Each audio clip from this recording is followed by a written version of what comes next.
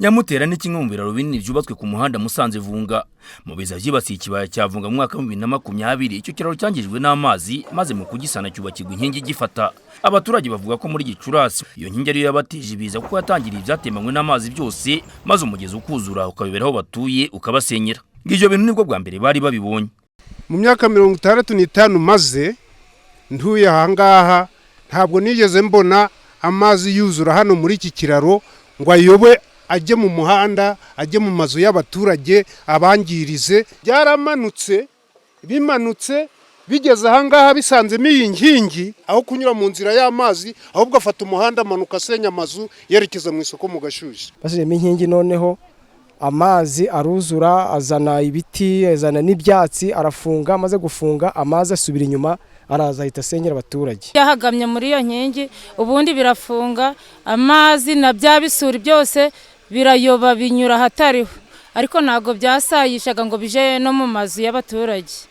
Abaturage basaba ko hakuba ku kiraro gishya cyangwa iyo nkingi gakurwamo kuko bateye impungenge n'ibihe twinjiyemo by'imvura ishobora kongera kubasenyera. Nibura icyo kiraro cyo bagisubiramo, iriya nkingi basizemo hasi bakacyubaka neza nk'uko mbere cyari bagakimeze.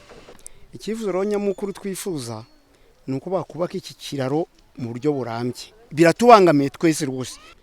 Urabona bubatse iki kiraro na ndetse bayi na ngombwa hano bakashira n'urukuta rurambye bakubaka nkakura hakurya, bakaza noneho ikiraro bakacyubaka nka kira cyepfira, nta bindi bibazo twagira rwose. Turifuza ko iki kiraro bagikora, noneho iyi nkingi bashiramo, iyi nkingi nta kamaro. Iyi nkingi bakayikuramo ahubwo bakagikora, byaba binaniranye bagahindura bakagishira ahandi ariko kitarimo iyi nkingi. Umuyobozi w'akarere ka Nyabihu Mukandisenga Antoinette aravuga ko icyo kiraro cyasanwe nk'ubutabazi bwihuse, akaba gishakishwa igisubizo kirambye, akaboneraho no gusaba abaturage gufata ingamba zo kurwanya isuri muri iyo misozi iturukamo amazi. Mbere na mbere wenda ndabanza no gushima ko cyakozwe kikabona support kugira ngo kitaba cyatera ibindi bibazo. Ubundi ntago kiriya kiraro cyari gikozwe ari ikiraro kizamara iminsi myinshi cyane, kubera yuko n'ubundi hari gahunda yo gukora umuhanda Nyakinama Vunga. Rero kuba wenda bagaragaza ko iriya nkingi ariyo yabaye ikibazo, ubwo habaho kureba ko impamvu zaba ari izo ngizo, ariko nanone twebwe tukakora icyo dukwiriye gukora nk'abaturage, nk'ubuyobozi cyo gushakisha icyakumira, ahubwo ibyo byose byaba bimanuka biza kuba byabangama hariya hepfo. Ikiraro cya Nyamutera cyangirikiye rimwe n'icya Kiruruma ndetse n'icya Giciye by'ubu byamaze kubakwa.